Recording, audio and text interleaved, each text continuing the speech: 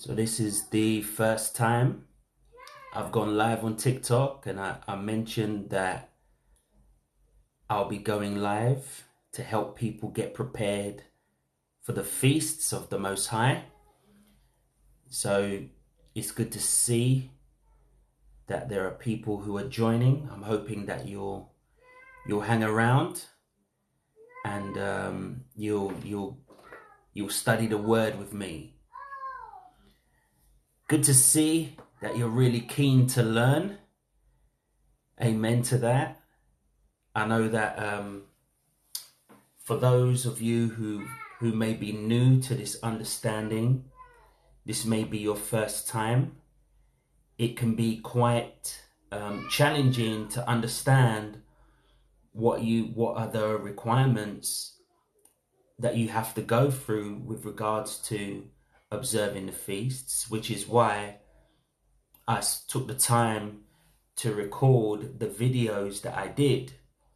And I can see that those videos, those first few videos, were a tremendous blessing to people. So I'm hoping to be to continue to be a blessing to as many as possible through the videos and in this live. And if it's something that that makes an impact, then I'm hoping that you'll let me know. That you'll let me know in the comment section. Obviously, this is, as I mentioned a while ago, this is my first time using this platform in this capacity. My name is Marcus DaCosta. I'm a pastor, teacher at House of Israel UK. And if you wanted to know more about me, more about the ministry, and what qualifies me to teach, to advocate the things that I do, then all you need to do is head on over to hoiuk.com. You can go over to YouTube and find me at House of Israel UK, and you'll find me on Facebook. But what's important, why I'm saying that, is you will find that ministering the gospel of the kingdom without the traditions of men, observing the feasts, is something that I have been doing for a number of years now. And that pretty much qualifies me to advocate it, first and foremost, but also to teach it and to separate Bible from the traditions of men. See, if you are, and many people are, familiar with Christianity as a religion, and what you will know, and I suspect many of you who are here joining me will know, that there are some things which are sacred in the religion of Christianity, which we don't necessarily see is sacred in the Bible. One such example of this may be Christmas. Now, I know that I grew up, and I'm sure many of you grew up and have families who have rejoiced running down the stairs or spending time celebrating Christmas. And yet, the problem is, you'll struggle to find the instruction to celebrate the birthday of Jesus on the 3rd or the 25th of December. And if you have some historical knowledge, you'll understand that that period of time was a season for celebration, for into Roman culture. These individuals were singing, exchanging presents, putting holly up on the door, and doing all kinds of debauchery around that time. And what you come to find out, again, if you are familiar with history, is that once the faith of Yeshua began to assimilate into the Gentile understanding, many of the people who used to worship foreign gods and worship in a heathen pagan way started to insert some of their beliefs into the way that people followed the Messiah. And as such, you can't really tell the difference between those who are believers in Jesus from those who are in the world. Please let me know if you're following me, if I'm making myself clear, if you're hearing me, and then I can proceed. Now, as a teacher, what I have come to discover is I can be in a room full of young people, full of children, various different faiths, and they all get excited by the same stuff. Everyone's looking forward to Christmas. Everyone's looking forward to for Easter.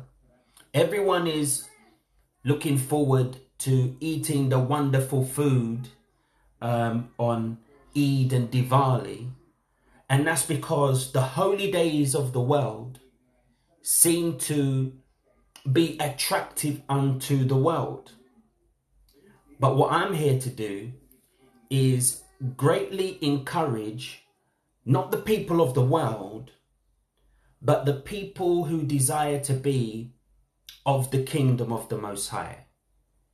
That first and foremost is why I'm here.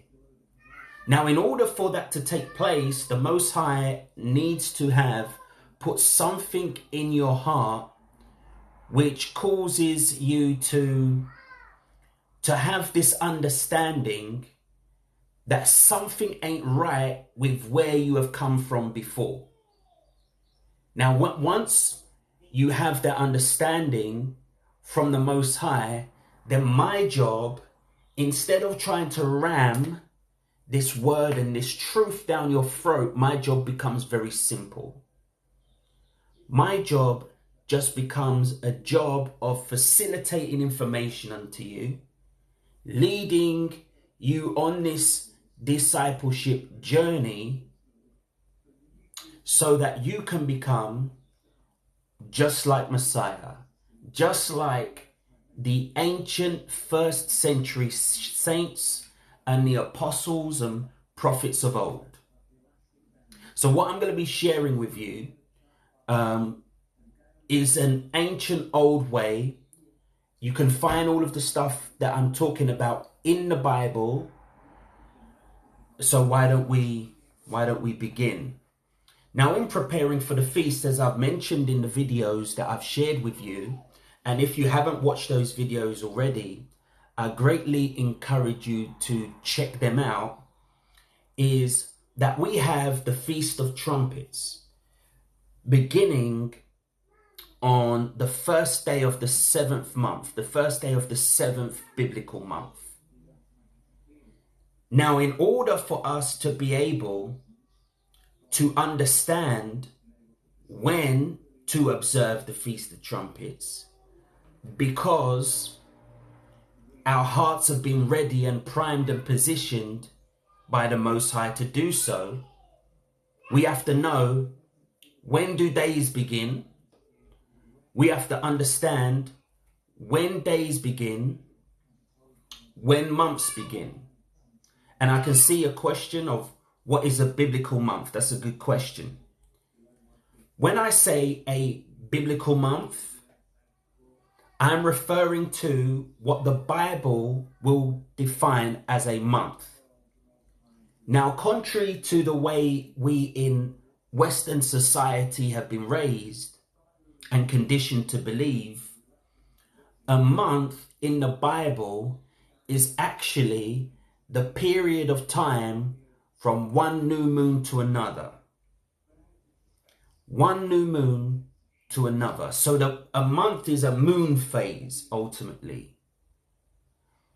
In modern day society, we become accustomed to checking our phones, the calendar on our phone, the calendar on the wall. However, going back not even too long ago, people were determining months by the cycles. It was a lunar calendar. And sometimes if you buy a calendar, even in this day and age, you will be shown the condition of a moon. And if you didn't know about the lunar cycles, you wouldn't know why the moon is on your calendar. But that's why it's there for. So if you go all the way back to the beginning, let's head on over to Genesis. So Genesis chapter 1. So in order for us to observe the feast, we need to know when days begin. We need to know when a feast begins. And it says here, in the beginning, God created the heaven and the earth. And the earth was without form and void, and darkness was upon the face of the deep. And the Spirit of God moved upon the face of the waters. And God said, let there be light. And there was light. And God saw the light, that it was good. And God divided the light from the darkness. And God called the light day, and the darkness he called night. And the evening and the morning were the first day. So what we can see here is that according to the Father's creation, evening and morning is your period, which we can define as a day. A day began at the very beginning of creation with the evening followed by the morning. So in other words, if you want to be ready to observe the feasts, if you want to be ready to observe Passover, unleavened bread, first fruits, Pentecost or the Feast of Harvest, Trumpets, Atonement, Tabernacles, the 8th day, if you want to observe the weekly Sabbath, you need to appreciate, as we've just read in Genesis chapter 1, that a day begins in the evening. A day begins when the sun goes down. So just out of my window, because I'm based in the UK, I can see that the sun is going down, and that's given me the indication that a new biblical day is beginning. Now for us in this day and age, that seems strange to us, because we've been conditioned and socially programmed to believe that a day begins at midnight. But even with the terminology, we can ask ourselves, how comes a day can begin at the middle of the night? Why would it begin in the middle of the night? So biblically, a day begins at the point where the sun has gone down and it is evening. And then when the sun comes up, you have the day portion of what we call the day period. And then when that sun goes down is the beginning of the next day. Are you following me so far? I hope you are. So in order to be prepared for the Feast of Trumpets, which is coming up in a few days, and I'll give you the tentative dates for these feasts, you need to know that a day begins when the sun goes down, right? Now let's go to Genesis 1 Genesis 1 verse 14. Genesis 1 verse 14. And God said, let there be lights in the firmament of the heaven to divide the day from the night, and let them be for signs and for seasons and for days and years. And let them be for lights in the firmament of the heaven to give light upon the earth. And it was so. And God made two great lights, the greater light to rule the day and the lesser light to rule the night. He made the stars also. And God set them in the firmament of the heaven to give light upon the earth, and to rule over the day and over the night, and to divide the light from the darkness. And God saw that it was good. And the evening and the morning were the fourth day. So, the evening of and morning of the fourth day is when Father put the sun and the moon in the heaven. Right. He put the sun and the moon in the heavens. And one of the reasons why he put the sun and the moon in the heavens, I'm going to tell you. Now, I use in my videos, you may have seen me use this tool if you follow me. It's a website called Blue Letter Bible. It's an online tool that I would encourage you to check out. It's called blueletterbible.org. Now, if you go to blueletterbible.org, and some of you may want to follow along with me, and you go to verse 14, if you go to the word verse 14, in verse 14, seasons, you will see that the word for seasons is moed. Let's see if you can hear this. Strong's H 4150. Moed. So moed 4150 is the word seasons. Now, seasons in the Hebrew, if you study this word, and I'm encouraging you to study so you can be prepared, it speaks about appointed times, meetings, appointed times, signs or signals, by implication an assembly, feasts, congregations, etc. So, blueletterbible.org, Genesis 1, verse 14, you look at season, it's moed. And moed speaks about an appointed time, seasons, festivals, feasts. In other words, brothers and sisters, Father's time, which we know now, begins in the evening, sundown. But the purpose of the moon and the sun is to help us determine when appointments with him are. So before there was ever a calendar, a physical calendar that people would use, a physical calendar that people would go to the shops and buy to help them to determine when Christmas is, when Easter is, or when this other stuff is. Father in the celestial bodies established when and how his people were to meet with him. And he put the moon for that purpose.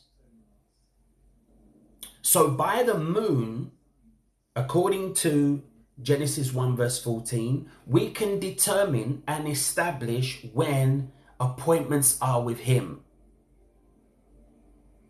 Not Christmas, not Easter, not Halloween. Those are not appointments we find in Scripture, and therefore we can't meet with him on those appointments. They're not nothing to do with the Most High. But using the celestial bodies, we can find out when we are to meet with him, when we are to have days of rest. Now, let's continue in Genesis chapter 1. In Genesis chapter 1,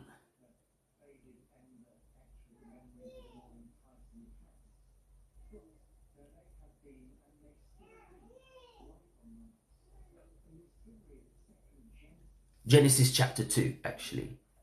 It says, thus the heavens and the earth were finished, and all the host of them. And on the seventh day, God ended his work, which he had made, and he rested on the seventh day from all his work, which he had made. And God blessed the seventh day and sanctified it, because that in it he had rested from all his work, which God created and made. So Father, the Most High, made the seventh day.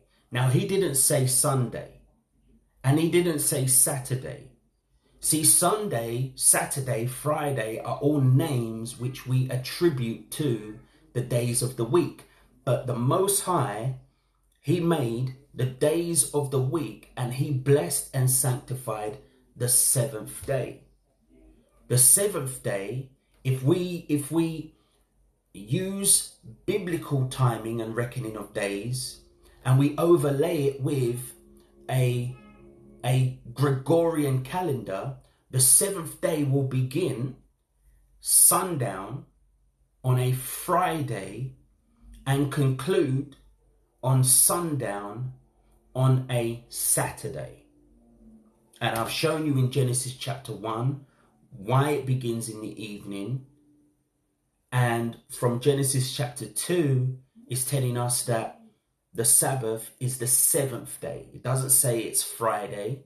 It doesn't say it's Saturday or Sunday. It just says the seventh day. So using that metric about the beginning of days, what the moon is for, then we can go to the beginning of the year. I'm hoping that you're following me so far.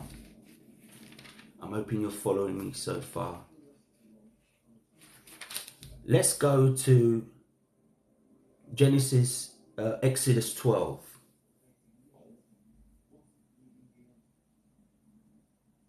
Exodus chapter 12. So in Exodus 12, the Most High, he declares, verse 1, and Jehovah spake unto Moses and Aaron in the land of Egypt, saying, this month shall be unto you the beginning of months. It shall be the first month of the year unto you. Now the month that he's speaking about is the month where the children of Israel came out of Egypt. It's the month where the Passover took place. So the beginning of the months, biblically, is the month that the Passover took place. So this is why I have to, when I'm speaking in videos, when I'm doing this live, when I'm teaching on the internet or in-house, I use the term biblical month, biblical days, biblical years. And the reason why is because the Most High, he has a time as to when things are to take place, and man have their own reckoning of time. And sometimes man pulls people who claim to believe in the book onto its own reckoning of time. And my job and responsibility is to pull people back to the Father's reckoning of time. In Exodus chapter 13, and Moses said unto the people, remember this day, and this is in verse 3. Moses said unto the people, remember this day in which you came out from Egypt, out of the house of bondage, for by strength of hand Jehovah brought you out of this place. There shall be no leavened bread be eaten. This day came ye out in the month Abib. So, biblically, the children of Israel came out of Egypt in the first month of the biblical year. The first month of the biblical year, we just read in Exodus 12, is what is defined as the beginning of the year for Israel. In Exodus 13, the first month of the biblical year is described as the month of Abib. Now, again, let's go back to blueletterbible.org, and this blueletterbible.org is simply using the Strong's numbers system, which, if you have a Strong's Concordance, a physical copy, the book you can use, I'll give you the numbers for you to use yourself, and any website can use it. This is just one that I find the easiest to use. So Exodus 13 verse 4, it reads again, "This day came you out in the month of Abib." So there's now a name for the first month of the biblical year. The first month of the biblical year is called Abib. Now let's look at what Abib is. It's Hebrew number 24 in the Strong's Concordance.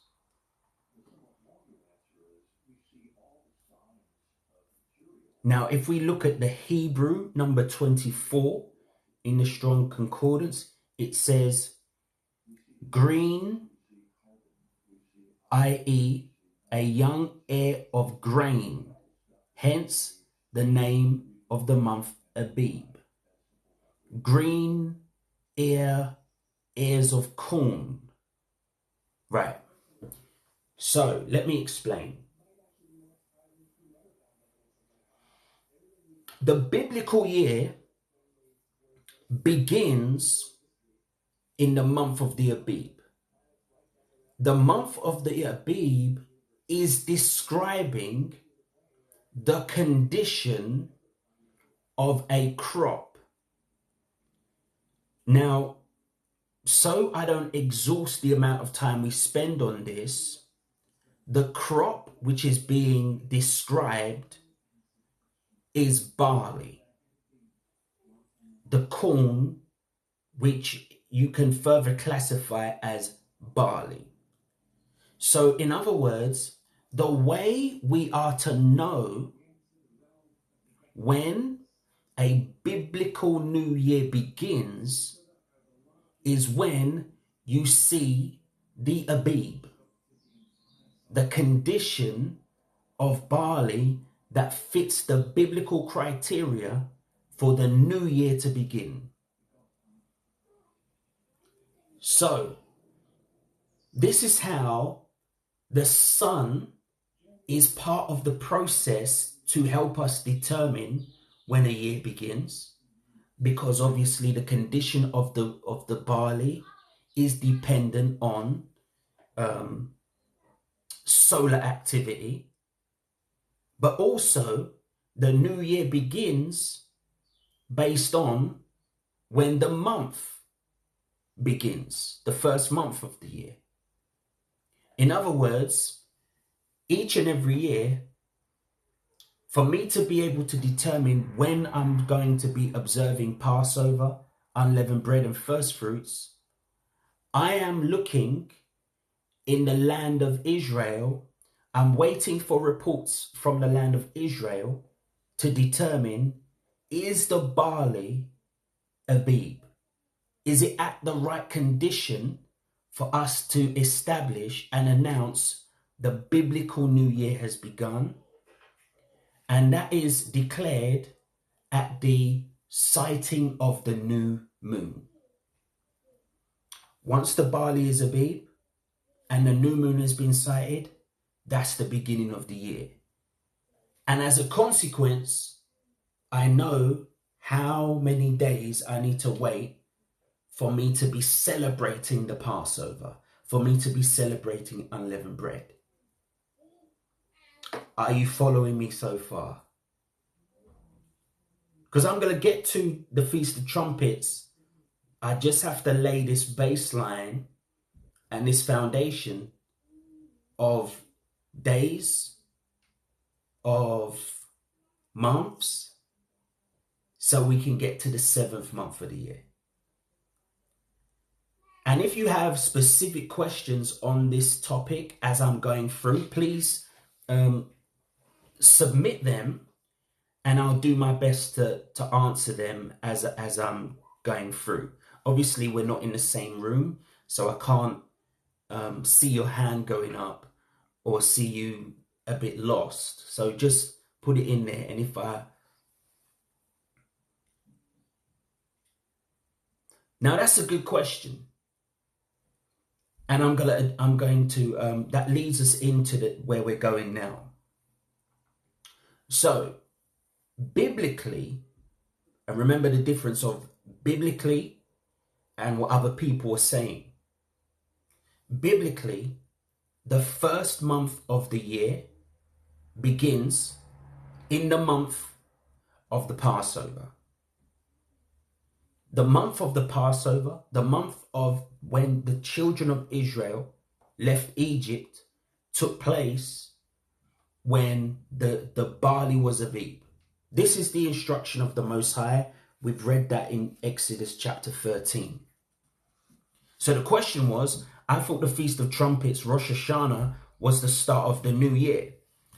Now, herein lies the distinction between the commandments of the Most High that we can find in the Bible and in the traditions of men.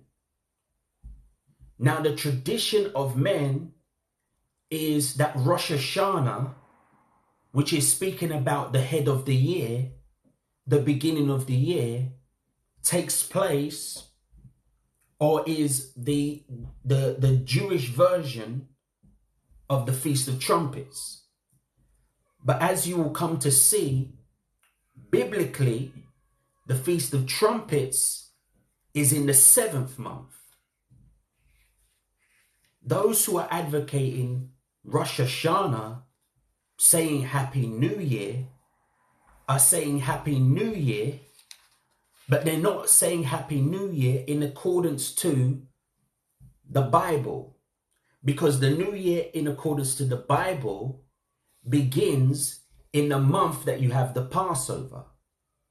You won't find any instruction in this Bible, in the Tanakh, the Old Testament, where we are told the new year begins in the 7th month. And there's a whole backstory as to where this notion of the 7th month, Feast of Trumpets, is Rosh Hashanah. There's a whole story into that. But as we are beginning our exploration of the feasts and of Father's time, we don't need to necessarily go too far into that. But just know we're dealing with Bible here. And if we're dealing with Bible here, that's the authority. The authority is the Most High saying to the people, you shall begin the year, the month you see the Aviv. So Passover is the first month. 7 months later, this is what the Father says to the people. In Exodus 23, verse 23. And Jehovah spake unto Moses, saying, speak unto the children of Israel, saying, in the 7th month, in the first day of the month, shall ye have a Sabbath, a memorial of blowing of trumpets, and holy convocation. You shall do no servile work therein, but ye shall offer an offering made by fire. So, what we can see here in Leviticus chapter 23 is that the Most High is saying to the people, in the 7th month of a biblical year, you are to have a memorial of blowing of trumpets.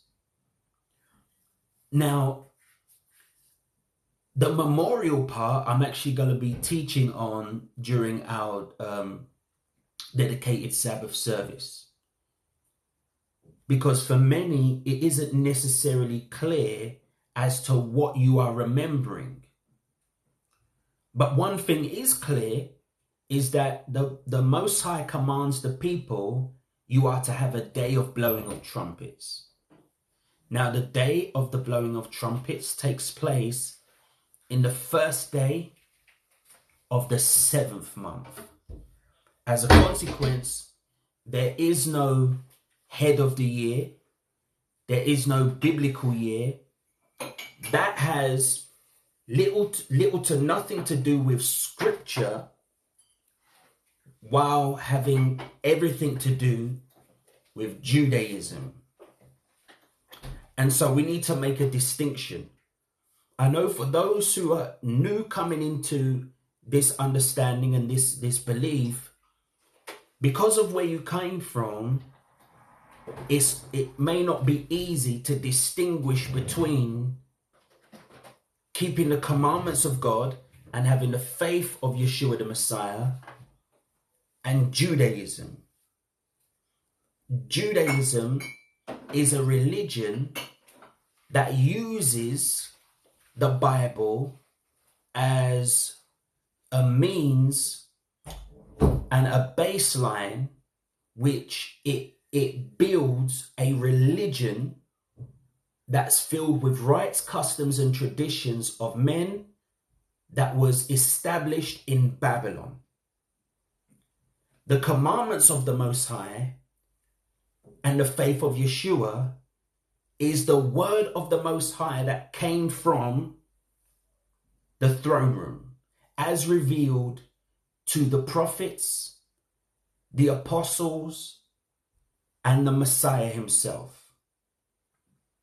And that's why you have many people, like what in the video which I put up today, it should be on here. You can watch it after we conclude. If you've not watched it already, there are those who will celebrate Rosh Hashanah, and Rosh Hashanah is a 2-day feast. It's a 2-day feast that's connected with the Feast of Trumpets, all the while the Feast of Trumpets is a 1-day feast. Rosh Hashanah is celebration of the beginning of the year, whereas the Bible says the Feast of Trumpets is the 7th month, the first day of that month. So there's a separation here. So what do we do to be ready for the Feast of Trumpets? According to scripture, we know when it begins. We definitely know when it begins. It begins in the evening. So at sundown, we know when it begins. We also know that the Feast of Trumpets begins the evening of the 7th month. So if you're following along, for example, with our ministry, each and every single month, we blow the shofar, we broadcast live, and we let everybody know what month we are in. So last month was the 6th month. I'm waiting for the sighting of the new moon, the announcement. I'll be going live and letting everyone know this is the beginning of the Feast of Trumpets. And for that cause, you need to be subscribed to our YouTube, House of Israel UK, to our website, hoiuk.com.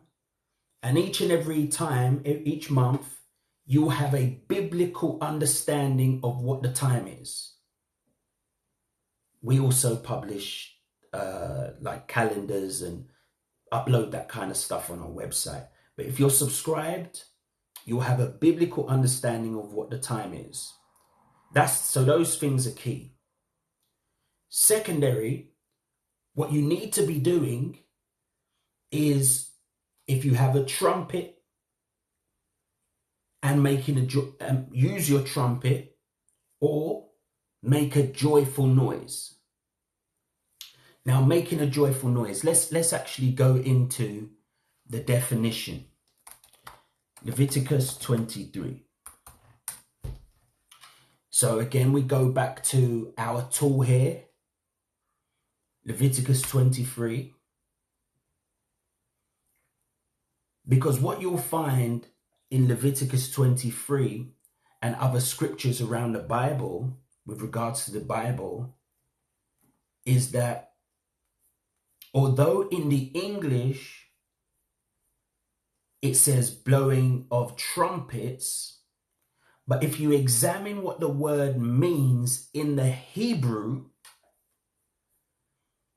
7321, that's the Strong's Concordance number, it says clamor, i.e. an exclamation of joy or a battle cry, especially clangor of trumpets, as an alarm, blowing, joy, jubilee, loud noise, rejoicing, shouting, high joyful sound. So, when the evening has begun, the day is, as in the day of trumpets has begun, that period of time, evening and morning, you can be blowing your trumpet. That's what I'm going to be doing. Blowing trumpet. But also, it's a day of joy, because the definition of trumpet here is a clamor, an exclamation of joy, shouting, making a loud noise. So once you know what day it is, what the month it is, you should be readying yourself to make a loud noise, shouting aloud, singing. I see someone's talking about they've got a tambourine, banging that tambourine loud, because it's a day of blowing of trumpets. It's a time, a day where you are to sound the alarm, make a loud noise, let your neighbors know. I remember many years ago, what we used to do is on the New Year, we used to run out with the pots and pans. I don't know, let me know if you used to do this as well. We used to run out with the pots and pans, and we used to bang the pots and pans as loud as we could, running up and down the street. And it was a tradition to drive away the bad spirits. Who else used to do? Did anyone else used to do that? Or is that just me? I don't know. I used to do that. My family used to do that. Maybe that's a UK thing or a Caribbean thing. I don't know. But anyway, that's what we used to do. Someone is saying, yeah, I did. Just you with the pots and pans. So there's someone else who did, but someone else who didn't. But yeah, that's what we used to do.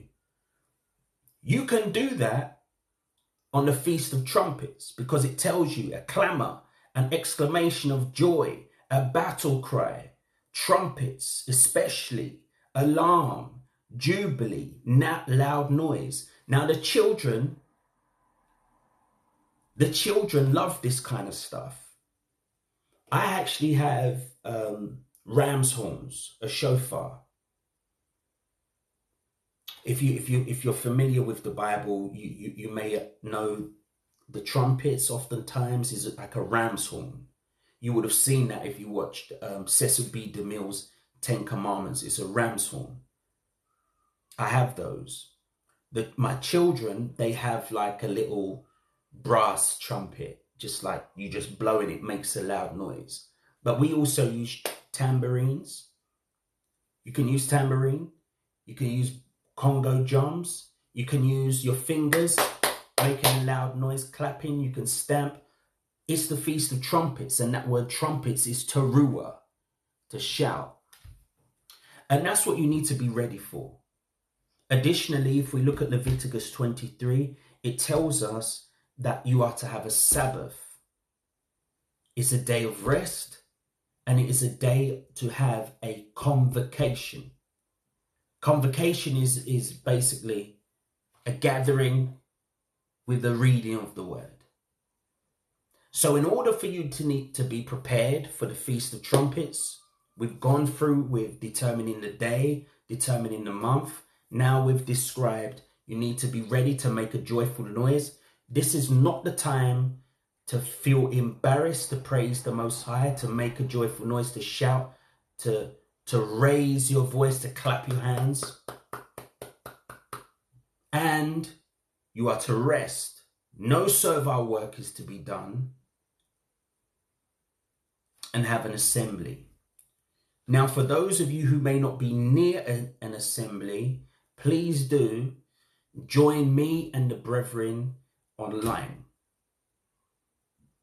We're going to be gathering together, but if you can't gather together and fellowship, join me on the brethren online. All you need to do is subscribe to our YouTube, subscribe to our website, and you can join in live and you can sing and shout with us in real time.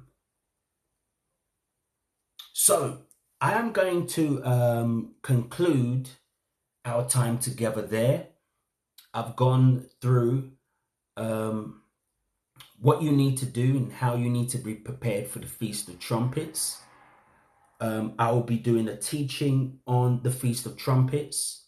So I'm hoping that will be a tremendous blessing for everyone who will be joining me, TikTok family, the HOI UK crew. And I'm hoping that all of those gaps in your understanding will be filled, and the Most High through me will answer any of the questions that you have. So if you have any further questions, please submit them now. I'll hang around for a minute or two to answer any of the questions that you may have if you want to submit them now. I know I'm very much looking forward to the feasts, Feast of Trumpets, the Day of Atonement, Sukkot, the Day of Tabernacles, and the 8th day. So if you have a question, please do submit it now. And also let me know how the first live that I've done on TikTok went, if the sound was good, if the visuals were good, if you felt like this was useful or not. Okay, question. When are they? Did you say I lost connection at one point? Okay, go over to our website, hoiuk.com. The About page, you click down, and events. If you go to events, you'll see that I've listed all of the tentative dates for the feasts. Now, the tentative date for the Feast of Trumpets is Wednesday the 8th at sundown. Now, that's tentative. And what I mean by tentative is, as you should know by now, it's based on the sighting of the new moon in the land of Israel.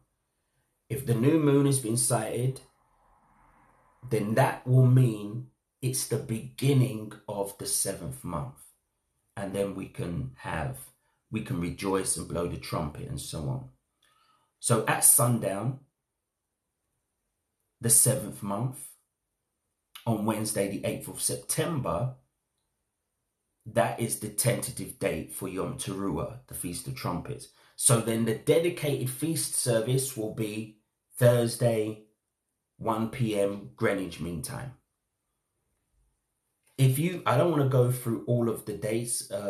It's probably easier if you want to know all of the dates. hoiuk.com, About page, events, scroll down. The tentative dates are all there.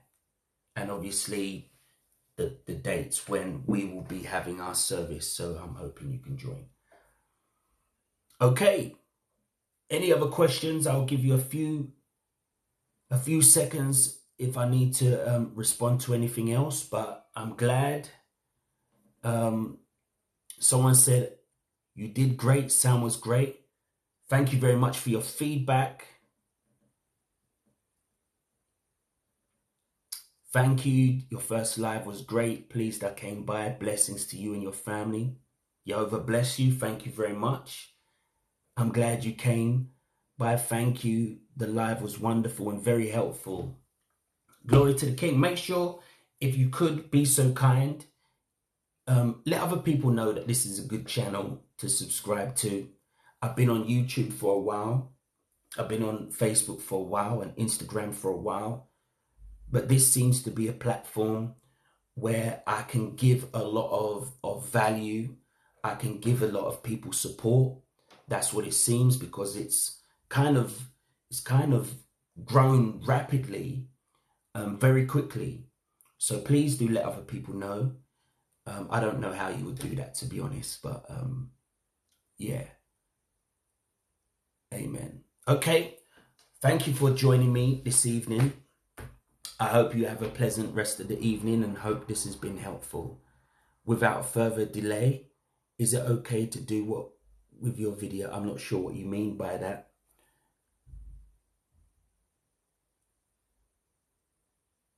Yeah. Enjoy the rest of your evening. I look forward to seeing you on the Sabbath day. Shalom.